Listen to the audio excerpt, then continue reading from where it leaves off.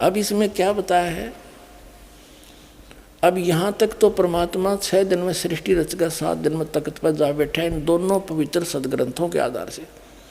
अब क्या है कि ज्ञान वही है लेकिन हम समझ नहीं पाए। अब इसमें आगे क्या लिखा है कि अल्लाह ने फिर इस काल ने बागडोर संभाल ली।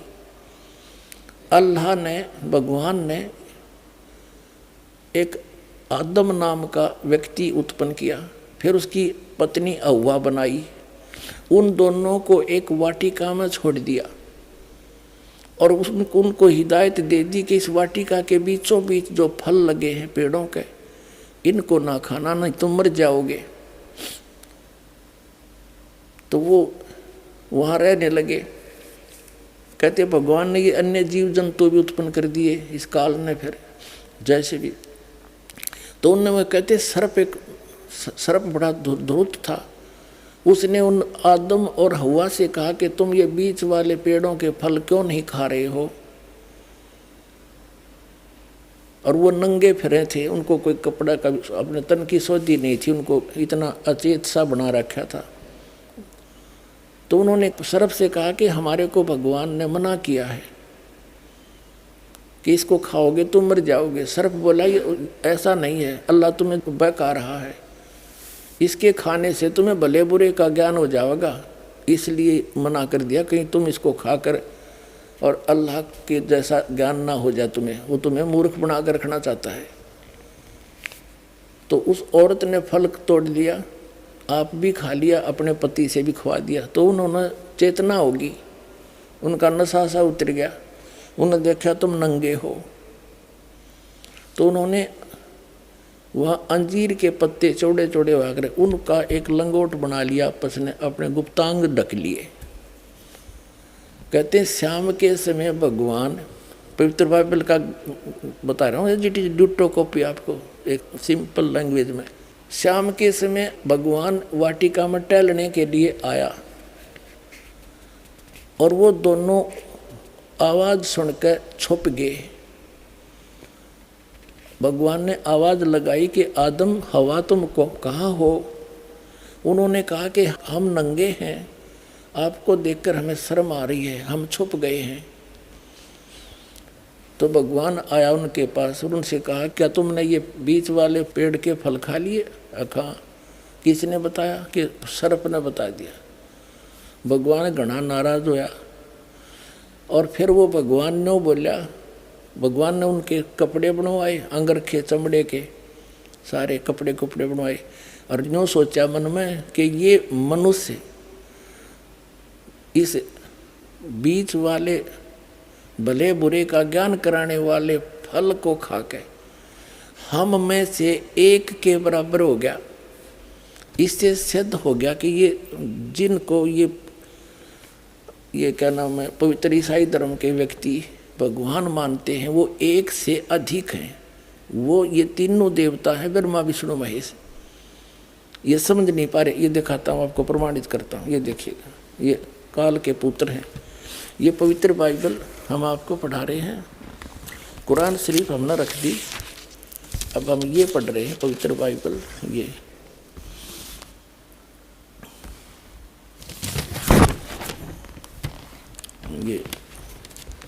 पवित्र बाइबल संपूर्ण जीवन अध्ययन बाइबल, प्रबंधक संपादक डेविड स्टुअर्ट, अंग्रेजी प्रधान संपादक Donald C Stamps, MA MD, संयुक्त समाज, ऐसे सारा तुम पढ़ लो अच्छी तरह, USA से छपा है। इसके हमने उत्पत्ति के यहाँ तक पढ़ लिया, फिर सांझ हुई, फिर भोर हुआ, इस प्रकार 6वां दिन हो गया। फिर 7वें दिन परमेश्वर ने जो काम करता था उससे 7वें दिन विश्राम लिया किया और अपने किए हुए काम से उसने 7वें दिन विश्राम किया। यानी 7वें दिन आपने ये भी पढ़ लिया पवित्र कुरान शरीफ में, तख्त पर जा बैठा, ठीक है। इसके बाद ये देखो, अब हम 8 पृष्ठ पर आगे उत्पत्ति ग्रंथ के, इसमें 7 नंबर, योहा परमेश्वर ने पूर्व की ओर अदन में एक वाटिका लगाई और वह आदम को जिसे उसने रचाता रख दिया। और योहा परमेश्वर ने भूमि के सब भांति के वृक्ष जो देखने में मनोहर और उनके फल खाने में अच्छे हैं उगाए, और वाटिका के बीच में जीवन के वृक्ष को और भले बुरे के ज्ञान के वृक्ष को लगाया। ठीक है। तब योहा परमेश्वर ने आदम को लेकर अदन की वाटिका में रखा और वह उसमें काम करे और उसकी रक्षा करे। ठीक है। योहा परमेश्वर ने आदम को आज्ञा दी कि तू वाटिका के सब वृक्षों का फल बिना खटके खा सकता है, भले बुरे के ज्ञान का जो वृक्ष है इसका फल तू कभी नहीं खाना, क्योंकि जिस दिन तू ये फल खाएगा उसी दिन अवश्य मर जाएगा। अब ये 8 पृष्ठ पढ़ रहे हैं हम, 18 नंबर। फिर योहा परमेश्वर ने आदम का अकेला रहना अच्छा नहीं है, मैं इसलिए इसका एक सहायक बनाऊंगा और उससे मेल खाए। तब योहा परमेश्वर ने आदम को भरी नींद में डाल दिया, अचेत कर दिया। उसकी हड्डी निकाल कर फिर उसकी हड्डियों को में से वो अव्वा बना दी। योहा परमेश्वर ने पसली में से जो उसने आदम में से निकाली थी स्त्री बना दिया और उसी को आदम के पास ले गया। आदम ने कहा ये मेरी हड्डियों में की हड्डी है और मेरे मांस का मांस है, इसलिए इसका नाम नारी होगा, क्योंकि यह नर में से निकल गई है। आदम और उसकी पत्नी दोनों नंगे थे पर लजाते नहीं थे, क्योंकि उनमें ज्ञान नहीं था। अब 9 पृष्ठ पर देखो, अब हम यहाँ आगे मनुष्य का पतन। योहा परमेश्वर ने जितने बनैले पशु बनाए थे उनमें से सर्प धुरत था। उसने स्त्री से कहा, हव्वा से कहा, क्या सच है कि परमेश्वर ने कहा है तुम इस वाटिका के किसी वृक्ष का फल ना खाना? स्त्री ने सर्प से कहा कि इस वाटिका के वृक्ष के फल हम खा सकते हैं, पर जो वृक्ष वाटिका के बीच में है इसके फल के विषय में परमेश्वर ने कहा है न तो तुम इसको खाना और न इसको छूना, नहीं तो मर जाओगे। सर्प ने स्त्री से कहा तुम निश्चय नहीं मरोगे, तुम खाओ इसको। वरन परमेश्वर आप जानता है कि जिस दिन तुम उसका फल खाओगे उसी दिन तुम्हारी आंखें खुल जाएंगी और तुम भले बुरे का ज्ञान पाकर परमेश्वर के तुल्य हो जाओगे। अतः जब स्त्री ने देखा कि उस वृक्ष का फल खाने के लिए अच्छा है, देखने में मन भावु है, बुद्धि देने के लिए चाहने योग्य भी है, तब उसने उसे तोड़कर खाया और अपने पति को भी दिया। उसने कहा, तब उन दोनों की आंखें खुल गई। उनको मालूम हुआ कि वे नंगे हैं, इसलिए उन्होंने अंजीर के पत्ते तोड़कर लंगोट बना लिए। ये योहा परमेश्वर जो दिन के ठंडे समय वाटिका में फिरता था बता, निराकार फिर फरेगा क्यों करे वाटिका में? फॉर्मलेस बता मैं। अरे परमात्मा कहते मोती मुक्ता दर्शत नाही, यो जग है सब अंदरे, दिखत के तो नैन चश्मे इनका फेरा मोतिया बंदरे। देख, योहा परमेश्वर जो दिन के ठंडे समय वाटिका में फिरता था का शब्द उनको सुनाई दिया। तब आदम और उसकी पत्नी वाटिका के वृक्षों के बीच में योहा परमेश्वर से छिप गए। तब योहा परमेश्वर ने पुकार कर आदम से पूछा, तू कहाँ है? उसने कहा, मैं तेरा शब्द बारी में सुनकर डर गया, क्योंकि मैं नंगा था इसलिए छिप गया।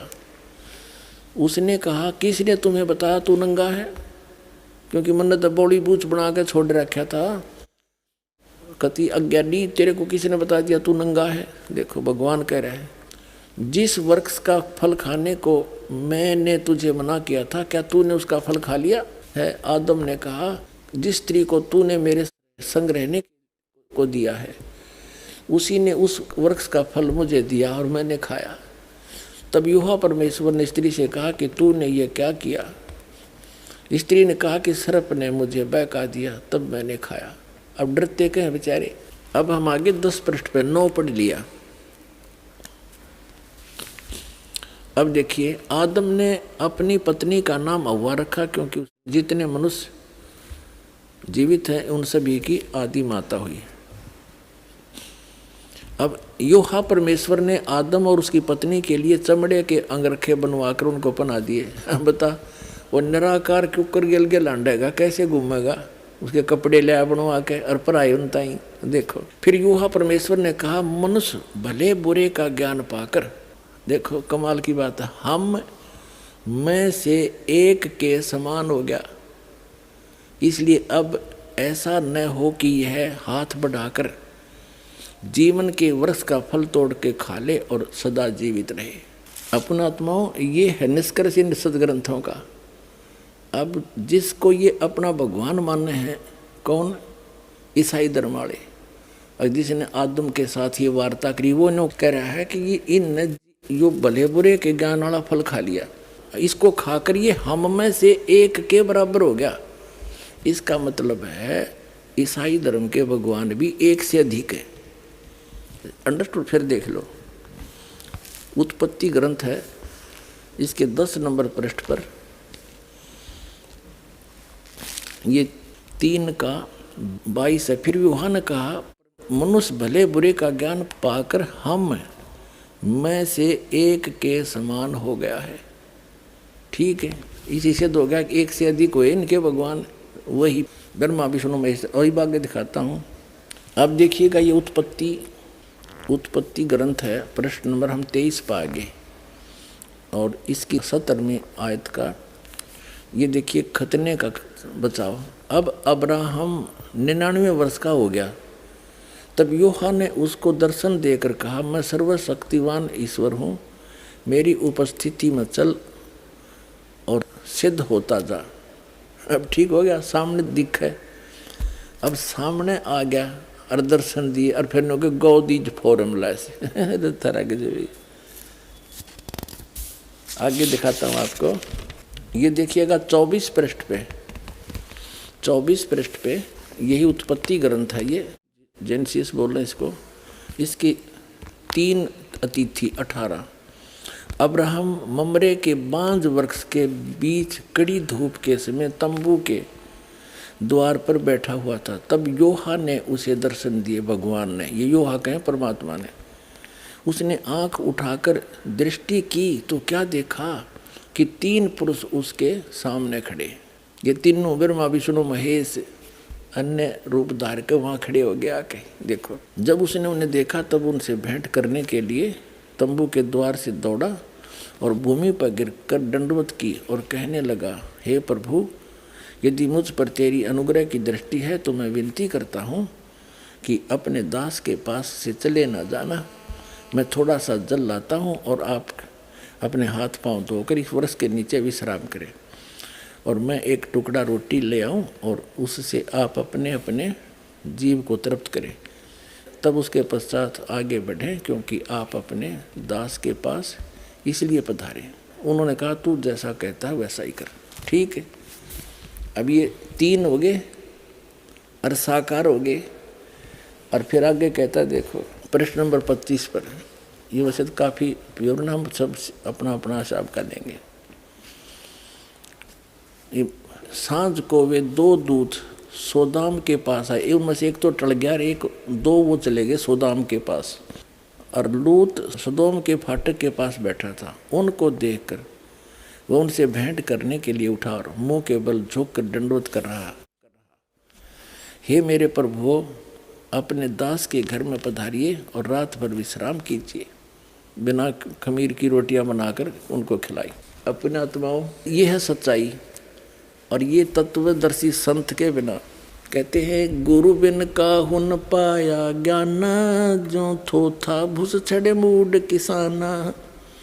गुरु बिन वेद पढ़े जो प्राणी, समझे न सार रहे अज्ञानी।